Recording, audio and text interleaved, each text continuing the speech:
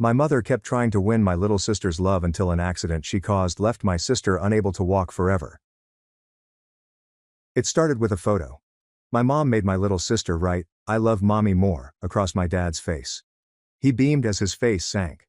When I urged her to quit fighting for Sophie's affection, she rolled her eyes and claimed she had already chosen her favorite. "I'm just making sure she doesn't forget."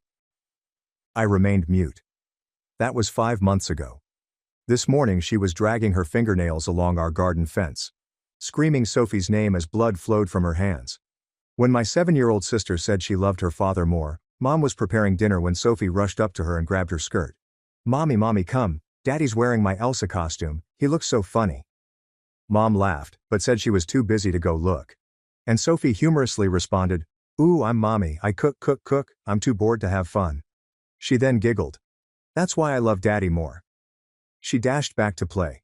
Mom shrugged it off, but I could tell from her eyes that the comment pained her. Mom helped erect the fort the next day after dinner. She crawled through the blanket tunnels with Sophie. They even made silly voices for the plush animals. When Sophie requested for ice cream after dinner, Mom immediately said yes. Dad raised an eyebrow, but Mom simply winked at him. Then continued to make Sophie giggle by putting ice cream on Dad's nose and licking it off. A few days later, I saw Mom and Sophie roll down the slope in our backyard. Mom's pricey birthday sundress was completely ruined by grass stains and muck. Dad looked frightened, but Mom simply shrugged. Memories matter more than dresses. We all thought it was very cute. Until then, Mom's behaviors had become more than just entertaining. Dad returned home from work with a new puzzle for him and Sophie to complete. When Mom saw it, she quickly stated that she and Sophie were going to have ice cream. "Just us girls tonight." Dad's face dropped, but he did not dispute. Worse, it became a pattern. Every night Mom would plan a unique activity for herself and Sophie that excluded Dad entirely. I recall one particular Saturday during family drawing time the next day. Mom repeatedly whispered to Sophie. I watched her push Sophie to depict Dad with a pout and write, "I love Mommy more," at the top. When Dad viewed the photo, his shoulders dropped. Mom immediately smiled as if she had won something. A few days later, Mom grabbed finger paint and began painting straight on our living room walls with Sophie. When Dad tried to stop them, Mom grabbed Sophie's hand and they fled outside, chuckling. Dad and I spent 3 hours cleaning the walls clean. 2 days later, I was searching for Christmas decorations in the attic. I caught Mom lifting Sophie through the gap and onto the roof. The roof lacked safety railings and sloped sharply. I screamed for her to stop and she rolled her eyes. "We're just having fun. You're as boring as your father." The car incident occurred on a Tuesday. Dad and I left Sophie and Mom in the van while we went to the shop for munchies. But when we got out, what we saw made our mouths drop. Sophie was driving Mom's SUV. Mom was in the passenger seat urging, "Press harder on the pedal, sweetie." Sophie pressed too hard and smashed into a parked car. The owner rushed out a few minutes later. Dad accepted responsibility right away and handed over his insurance information, as well as $500 in cash. Mom was praising Sophie how fantastic she did. That night I went to check on Sophie. She was cuddled up on her princess bed, and when I sat down, she whispered, "Mommy is starting to scare me." Dad and I staged an intervention the following morning. We took Mom down and discussed how she frightened Sophie with her unsafe behavior. Mom's face turned red. "You're ganging up on the fun parent. Sophie loves me more now." She said so. We tried to reason with her, but she stormed away. The next day, Dad realized that Mom had emptied their entire savings account. $4,000 gone. He found the receipt. She had purchased a large commercial-grade bouncy castle for her lawn. "Sophie will love this," she remarked when confronted. A few days later, I returned home from school to discover Sophie in the backyard carrying Dad's axe. She had blood trickling down her leg from a gash. Mom stood nearby, clapping. "Come on, sweetie. This is fun. Don't mind the cut. Tough girls don't cry." Sophie looked like she was about to sob. I took the axe and Dad carried Sophie inside to bandage her leg. Mom followed us, shouting at us for wrecking everything. That night we got down with Mom and informed her quite bluntly. Either she stops or Dad and I leave. She scoffed at first, but as she understood we were serious, she agreed to back down. Well, that lasted 2 days. That was when we received a direct call from Mom. She was sobbing so hard we couldn't understand her. I messed up. I messed up real bad. Come to the hospital now." We exceeded every speed limit on our way to the ER and discovered Mom in the waiting room. Her clothing were wet, and she was shaking. She explained what happened with uncontrollable sobbing. She had taken Sophie to the old quarry for some swimming fun. She encouraged Sophie to jump into the ocean from higher and higher rocks. She told us Sophie was afraid after jumping from 20 feet and injuring her ankle. She told her mother that she did not want to jump anymore. Mom cried, stating she had a dreadful gut feeling and should have stopped. But she really wanted to be a fun mom. She virtually coerced Sophie into jumping from the 30-foot cliff. The rock was salty and slippery. Sophie misplaced her leg while making the leap. She hit the shallow water incorrectly. Mom stated that there was a massive crack, and Sophie was not waking up. She was alive when she carried her inside. However, doctors refused to make any promises. We waited at the ER for 12 hours. When the doctor finally appeared, they broke the news. Sophie's spinal cord was almost completely severed at L2. She might never walk again. It was the first time I'd ever seen Dad cry. They let us see Sophie briefly after another hour. She was medicated but conscious. When she noticed us, her gaze turned to Mom. "You scare me, Mommy. Get away from me." The hospital security guard approached us and requested Mom to go outside. She began to resist, but Dad grabbed her arm firmly and led her down the hallway. I remained with Sophie, clutching her small hand as equipment beeped around us. Her gaze kept darting to the door, ensuring that Mom would not return. Through the window, I saw Dad's expression shift from one of grief to one of anger. His mouth clenched as Mom gestured madly, apparently attempting to explain herself. She kept pointing back to Sophie's room. However, every time she tried to return, Dad blocked her route. The doctor returned with a clipboard and began detailing Sophie's condition to me. I was the only family member present. He gave me x-rays on a tablet, indicating the injured vertebrae. The words partial paralysis and significant rehabilitation slipped by me. All I could see was Sophie's little figure in that big hospital bed. Dad returned alone 20 minutes later. His eyes were crimson, but his face was determined. He kissed Sophie's forehead and said something I couldn't understand. Then he turned to me and beckoned for us to enter the hallway. Outside Sophie's room, Dad took out his phone and began making calls. First, he called his mother, my grandma, and asked her to come right away. Then he contacted his brother, a contractor who lived 2 hours away. Every talk was brief and urgent. Between calls he kept looking back to Sophie's room. Mom arrived at the end of the hall, attempting to approach again. I heard raised words as a nurse intercepted her. Dad did not even look up from his phone. He was scrolling through something, and his face became darker with each swipe. Later that evening, Grandma arrived carrying an overnight bag. She hugged us both tightly and headed straight to Sophie's bedside. Sophie's features softened somewhat as she spotted her. Grandma had always been her safe haven, reading her goodnight stories and baking her favorite cookies. Dad called me away while Grandma was sitting with Sophie. He showed me his phone's screen. Mom had previously written about the horrific tragedy on social media, using crying emojis and requesting prayers. The responses were filled with sympathy and support. Nobody knew exactly what had transpired. Sophie awoke the next morning feeling more aware. Physical therapists arrived to evaluate her. They moved her legs lightly to test for sensation. Sophie winced, but felt nothing below her knees. The therapist took notes on her record as she explained the long path ahead. Mom attempted to visit again during the shift change. She had brought a large teddy bear and balloons. The staff had evidently been told not to let her in without Dad's approval. She left the gifts at the nurse's station, and I noticed her crying in the elevator as the doors closed. Dad's brother Lucas came that afternoon. The two men crowded in the corner of the waiting room, conversing quietly.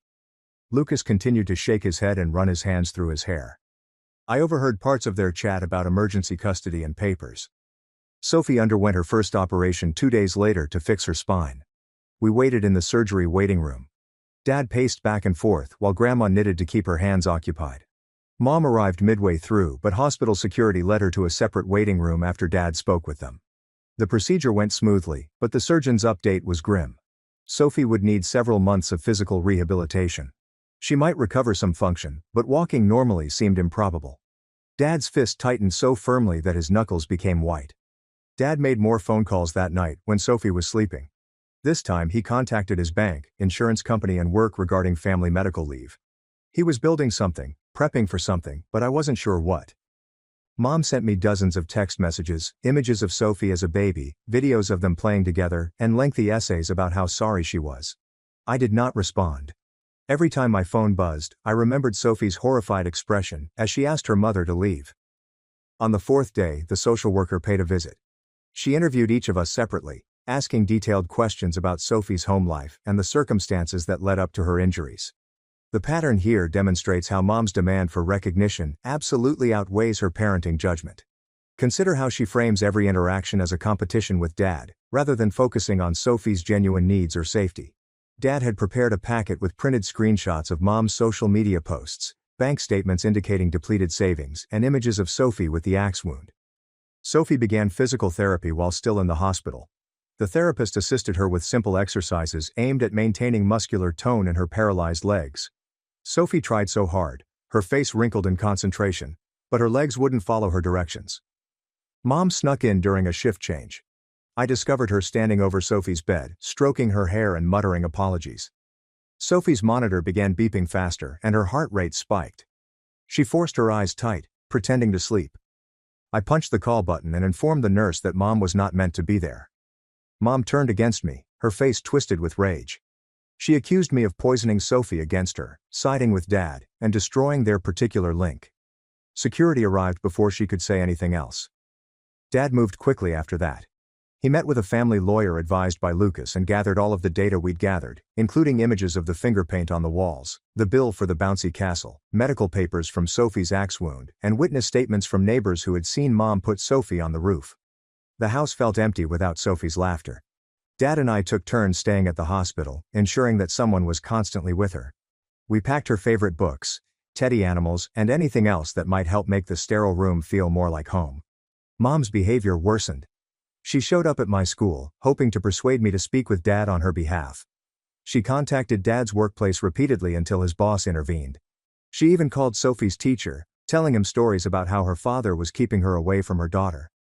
One evening when Dad was meeting with the lawyer, I sat with Sophie and ate dinner. She could only take a few bites of hospital food. She asked me quietly if she would ever walk again. I did not know how to respond. Grandma moved in briefly to assist.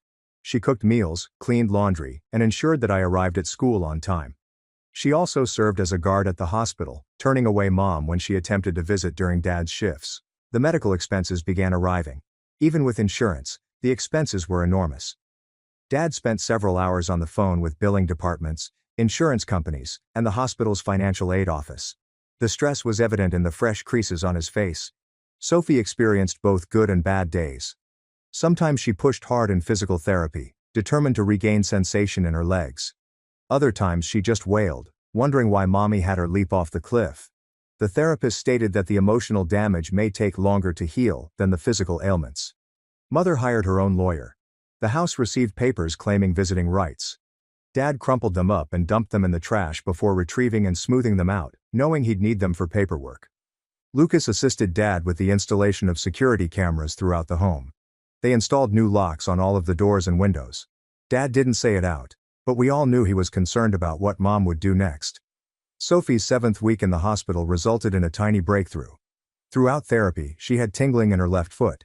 The therapist told us not to set our expectations too high, but Sophie smiled for the first time since the accident. Mom's social media messages became increasingly unpredictable.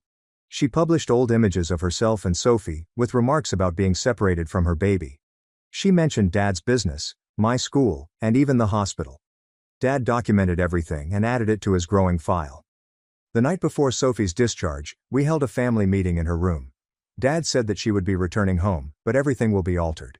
We had transformed the dining room into a bedroom because she could not climb stairs.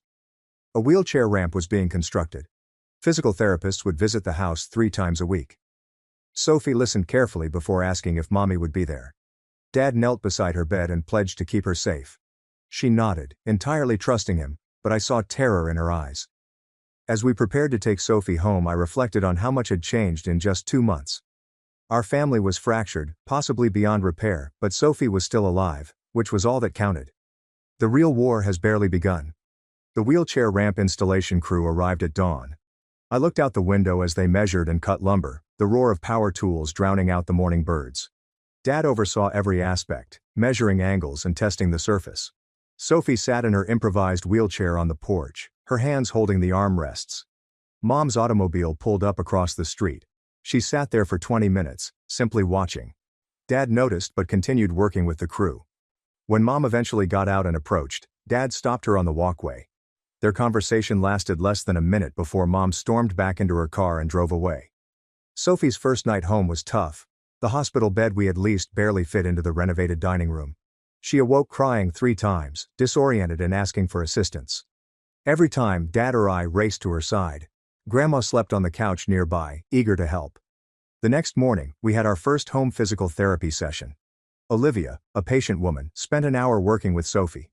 She demonstrated exercises to assist us maintain muscular tone and avoid problems. Sophie fought with each movement, sweat dripping on her forehead. Mom attempted another visit that afternoon. This time, she brought Sophie's favorite aunt, evidently thinking that familial pressure would allow her access. Dad stood hard by the door.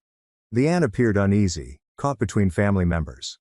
After they went, Dad discovered a gift bag on the porch with expensive toys and a note begging for forgiveness. I hesitantly returned to school, apprehensive about abandoning Sophie. My teachers had been apprised of the issue and were providing assignment extensions. During lunch, I spotted Mom's car in the guest parking area. The principal then informed me she attempted to sign me out early, citing a family emergency. Sophie's progression remained modest. The tingle in her left foot fluctuated unpredictably. Sometimes she could wiggle her toes slightly. Other days produced no sensation at all. The physical therapist cautioned us that spinal injuries are unpredictable. Recovery is non-linear. Dad found that Mom had been calling Sophie's doctors, pretending to be his assistant, to obtain medical updates. The hospital tightened its information processes. Following that, only fathers could receive updates, and only in person with proper identification. Lucas spent the weekends assisting his father with modifying the house to accommodate Sophie's needs. They added grab bars to the restroom, expanded entrances and made smooth transitions between rooms. Sophie watched from her wheelchair, occasionally pointing out areas where she required extra support. Mom's tactics evolved. She began sending gifts via delivery services, including cuddly animals, novels, and art equipment. Each parcel had messages expressing her love and minimizing the incident.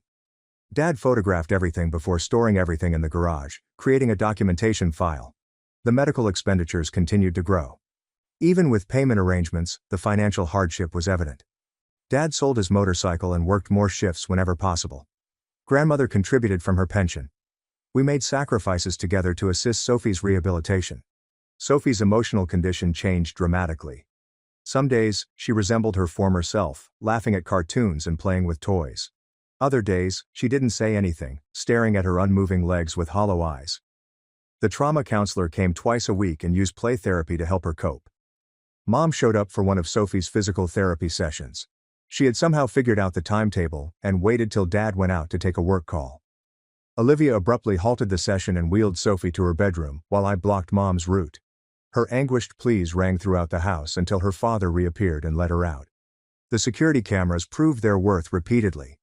They caught Mom trying to enter through the back gate at night, testing windows and even attempting to befriend our elderly neighbor in order to gain access to the house. Dad collected the footage and added it to his ever-growing archive. Sophie's scholastic circumstance necessitated cautious planning. She couldn't go back to her normal classroom yet. The district supplied a home tutor 3 days per week. Sophie struggled with the adjustment, missing her pals and her usual routine.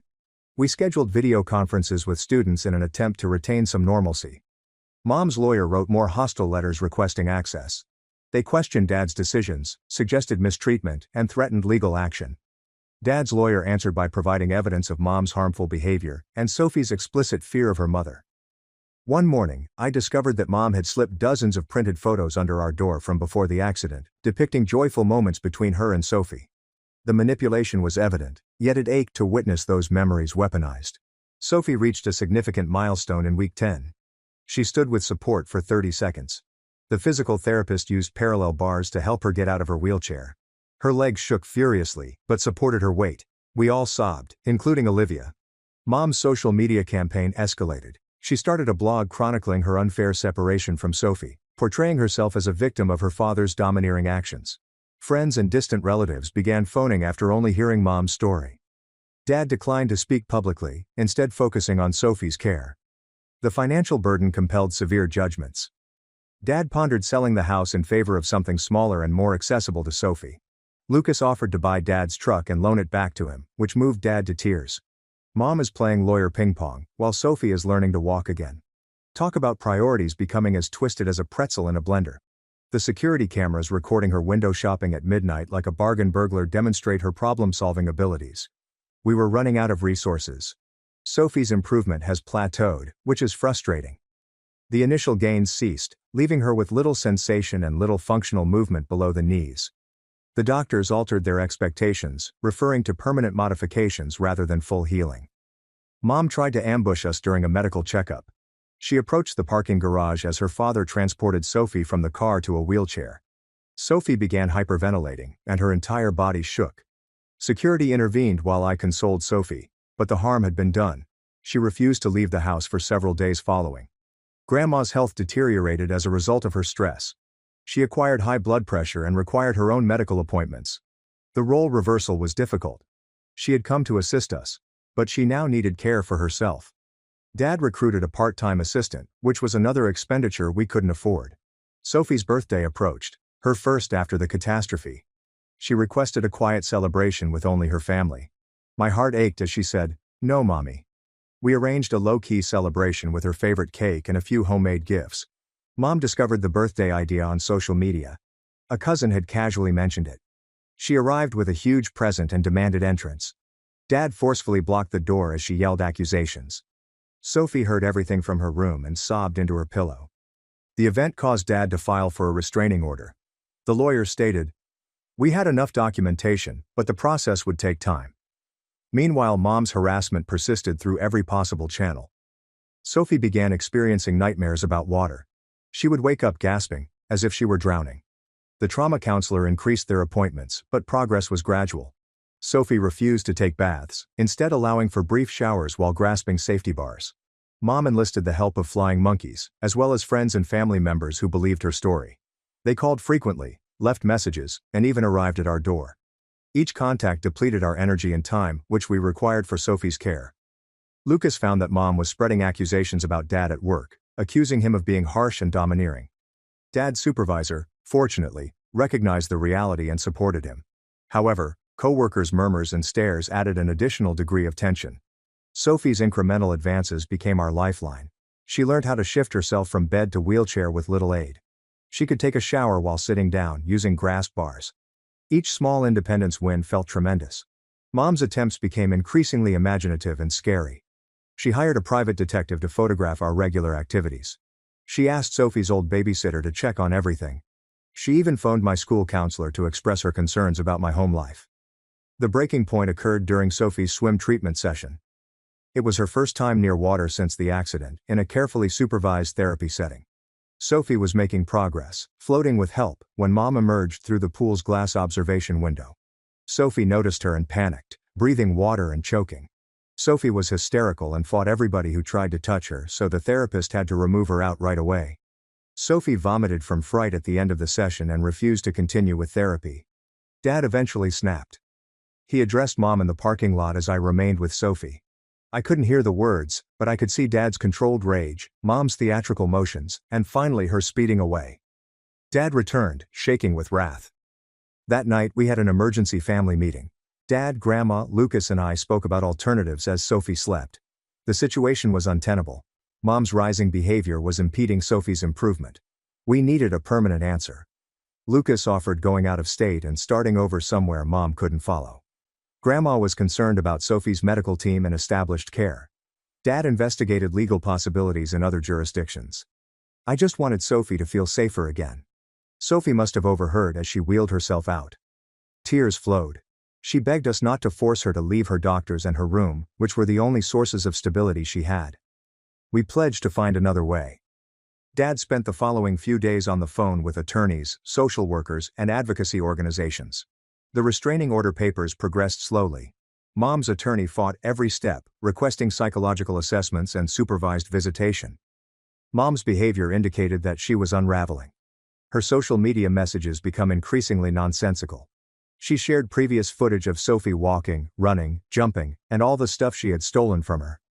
The wickedness was astounding. One afternoon, while Dad was in a legal meeting and Grandmother was napping, I heard a commotion in the backyard. Through the glass, I noticed Mom attempting to demolish a portion of our new fence. She was crying and tearing at the planks with her bare hands. I contacted Dad right away and kept Sophie distracted in her room. Mom's hands had bled on the fence by the time Dad came with Lucas. They discovered her prostrate in the yard, sobbing about wanting to see her baby. The police arrived this time. Mom was brought for a mental evaluation. Dad battled with contradictory emotions. Anger over what she'd done to Sophie. But also grief at her apparent mental decline. We could all feel how terrible everything had gone. Sophie detected a difference in the house that evening. She wondered whether Mama was unwell, and that was why she did such horrible things. We attempted to describe mental health in ways that a 7-year-old might comprehend while validating her anxiety and rage. The psychiatric hold lasted for 72 hours. During that time, we had an experience that we almost forgot about. Peace. Sophie relaxed slightly, participated more in therapy, and even smiled during a video conversation with her schoolmates. When Mom was released, she was given medication and required therapy. Her lawyer called her father about a suggested deal. Mom would remain away if Dad lifted the restraining order. Dad declined, understanding that we required legal protection. Sophie's rehabilitation progressed positively during her mother's absence. She regained sensation in her left foot and could now move her toes deliberately. The physical therapist was cautiously optimistic about the possibility of partial mobility through intense therapy. We used the quiet moment to build better procedures. Sophie began attending online school sessions and maintained regular contact with her teacher and classmates. She joined a virtual support group for kids with spinal injuries. She was slowly creating a new normal. Mom's return to pestering was quick, but different. The drug appeared to reduce her intensity but not her determination. She wrote to Sophie through her lawyer, proposing various concessions, monitored visits, phone calls, and even just letters. Dad spoke with Sophie's trauma counselor about the proposals. The counselor was straightforward. Sophie was not prepared for any contact. The terror was still too raw. The trauma is too recent. Forcing interaction could result in major setbacks. We focused on minor successes. Sophie learned how to prepare basic meals from her wheelchair. She began drawing again, but her pictures were noticeably darker than before. She even smiled at Dad's horrible jokes on occasion. The restraining order hearing approaches. Dad methodically organized evidence and witness statements. Lucas took off work to testify. Even some neighbors offered to talk about what they had witnessed. Mom got a new lawyer, one renowned for aggressive tactics. They filed counter motions, wanted Sophie's medical records, and questioned Dad's parenting abilities. Legal maneuvering was tiresome. Sophie's 8th birthday was 6 months away, but she was already concerned about it. She had me pledge to help Dad keep Mommy away. It crushed my heart to see a 7-year-old contemplating defense measures for her own birthday. Physical treatment produced incremental development. Sophie could stand for 2 minutes with support. She felt sensation in both feet, but her motor control remained limited. Each session tested her limits, leaving her fatigued but determined. Mom's mother, our other grandmother, eventually responded. She had only heard her mother's version of events, and was surprised to learn the truth. She offered to help in any way she could, even if it meant testifying about her daughter's actions. The familial fractures widened. Relatives took sides based on insufficient information. Holiday planning became a minefield. Sophie inquired as to why certain cousins had stopped visiting. Another loss in her transformed world. Dad's employer proposed permanent remote employment to assist with Sophie's care. Flexibility was essential for appointments and therapy sessions. His co-workers planned dinner deliveries and gift vouchers, which were little but meaningful gestures. Sophie developed coping techniques, some of which were helpful, while others were worrisome. She insisted on checking the door locks repeatedly. She kept a whistle beside her bed. She had me vow that I would never leave her alone with Mommy, despite our assurances that this would not happen. The restraining order hearing was postponed when Mom's lawyer requested additional preparation time. The delay irritated everyone, but our lawyer assured us that it would eventually help our case. More time meant more evidence of Mom's ongoing harassment. Sophie's growth inspired everyone. She learned how to manage curbs with her wheelchair. She could shower alone using safety equipment. She even discussed returning to school part-time next year. Mom's attempts to push our boundaries became more inventive. She sent packages to Sophie's friends' homes, hoping they would deliver them. She volunteered at community activities, knowing that we might go. She was everywhere and nowhere, posing a perpetual menace. The day before the rescheduled hearing, Mom made her most daring move yet. She arrived with a moving truck and claimed to be taking her items from the residence. Dad phoned the police and I kept Sophie calm in her room. Mom is employing a moving truck as if it were a custody Uber. I am quite sure that is not how joint property works, but that is fine. The moment right before court is ideal for exacerbating your own case. The officers assessed the situation and barred Mom from entering. She screamed for her rights, her property, and her kid. Sophie heard everything. Despite our attempts, the trauma counselor had to conduct an emergency session that night. As we prepared for the hearing, I considered our new reality. Sophie was stronger than a 7-year-old should have been. Dad had aged years and months. Grandma's health remained frail. We were surviving, but it came at a high cost. The hearing would determine our immediate situation, but the long term was undetermined. Sophie might never walk normally again. Mom's mental health appeared to be deteriorating. Our family was permanently affected by one person's desperate need to be the fun parent. But we had each other. We achieved minor successes and gained optimism. Sophie was alive, becoming stronger, and learning to navigate her new reality. The struggle hadn't ended, but we were still battling. The hearing morning began with unforeseen issues. Mom's new lawyer filed an emergency motion, claiming that Dad had hidden assets. The court adjourned hearings to analyze financial papers. Dad's hands shook as he collected bank statements, tax returns, and receipts for every penny spent on Sophie's care. During the delay, Mom attempted to reach Sophie's physical therapist. She called the rehabilitation center claiming to update insurance information before breaking down in tears about missing her baby. Olivia politely declined to relay messages, but she did notify us about the incident. Sophie's anxiousness increased with the court postponement. She scarcely slept, continually checking to make sure her bedroom door was shut. At 3 a.m., I caught her practicing wheelchair maneuvers and planning escape routes in case Mom got inside. The trauma counselor implemented emergency sessions. 2 days before the rescheduled hearing, Lucas learned that Mom had been photographing our house from various perspectives. The neighbor's security camera saw her estimating the distance from the street to Sophie's window. Dad quickly moved Sophie's bed away from the windows and fitted blackout curtains. The financial examination found that Mom had opened credit cards in Dad's name and maxed out on cash advances.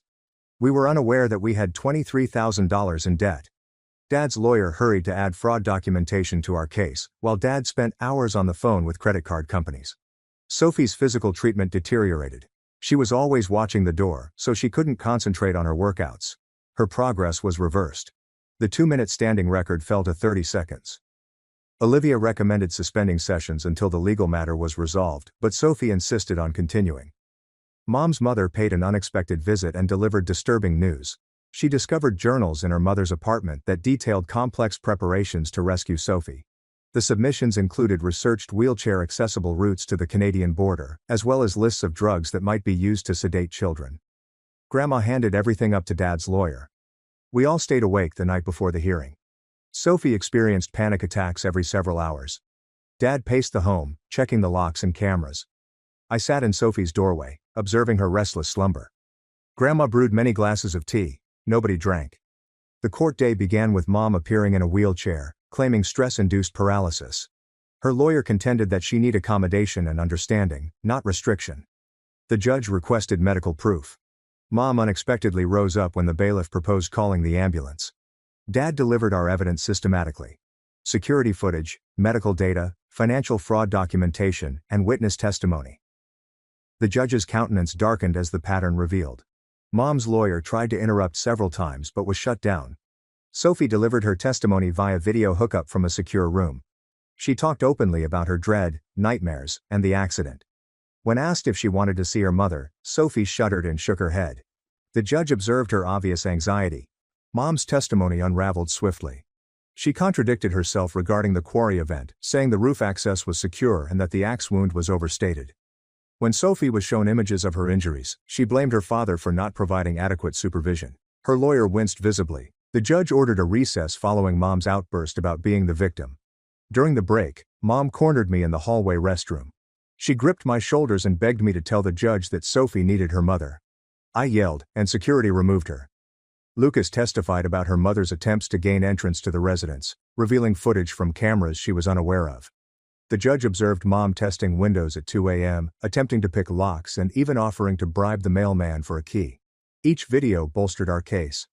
Olivia presented expert testimony regarding Sophie's regression during Mom's contact attempts.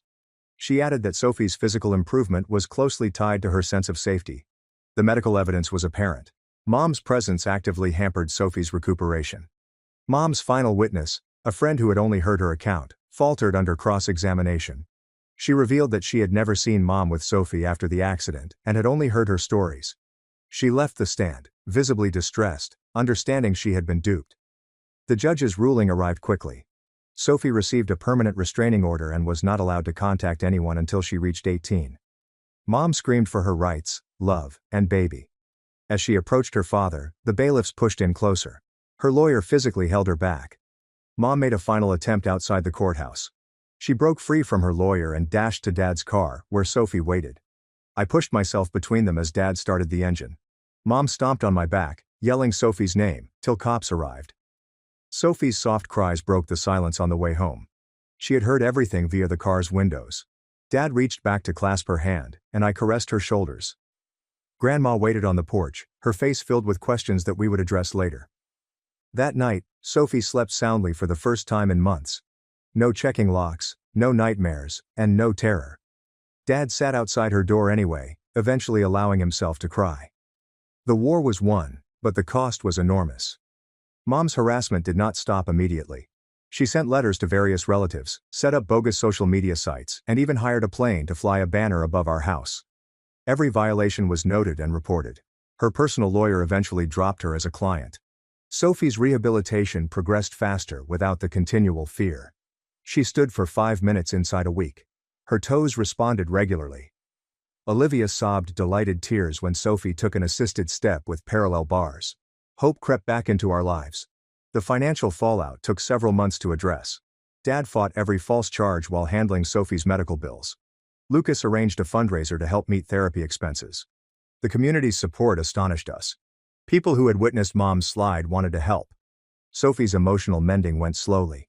She was still scared by unexpected noises and insisted on seeing who was at the door before opening it. But she smiled more, laughed at movies, and even inquired about going back to school for art class. 6 months after the hearing, Mom was arrested for breaking the restraining order. She had been captured on school grounds during Sophie's virtual graduation ceremony. Her efforts were finally thwarted when she faced criminal accusations.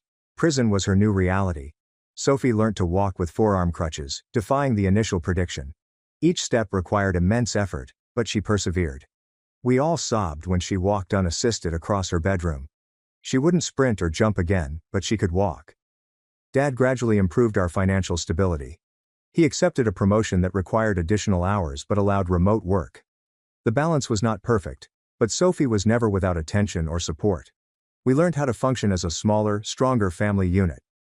Sophie's 9th birthday arrived peacefully. She requested a poolside party. She is confronting her phobia of water head-on. With her crutches removed, she floated with companions, laughing. The delight on her face wiped away months of anguish. She was healing. Truly healing. Mom's letters from prison remained unanswered. Sophie made her own decision, asking Dad to return them unopened. She focused on moving forward rather than lingering on the past. Her strength astounded everyone who knew our story. House alterations become permanent fixtures. What began as emergency modifications turned into Sophie's unique environment. She decorated her room with artwork she did while recovering. Each item represents her journey from darkness to hope. Sophie returned to school part-time, using a wheelchair and crutches. Her classmates greeted her enthusiastically. She joined both the art club and the student newspaper, discovering new methods to express herself. Normal seemed odd, but possible. Sophie entered an adaptive sports event 2 years after her accident. I saw her race in her wheelchair, determination imprinted on her face. I saw the fighter she had become. She did not win, but her smile as she crossed the finish line was triumphant. Dad fell in love again with a physical therapist from the hospital. She recognized our family's scars and offered compassion and warmth. Sophie approved after considerable consideration, even asking if she may attend the wedding. Healing occurred in unexpected ways. Mom's discharge day came finally, but we were prepared. Legal protections remained in place. Sophie, aged 12, felt secure in her identity despite the experience. She was aware that her mother might try to return, but she also understood that we would protect her.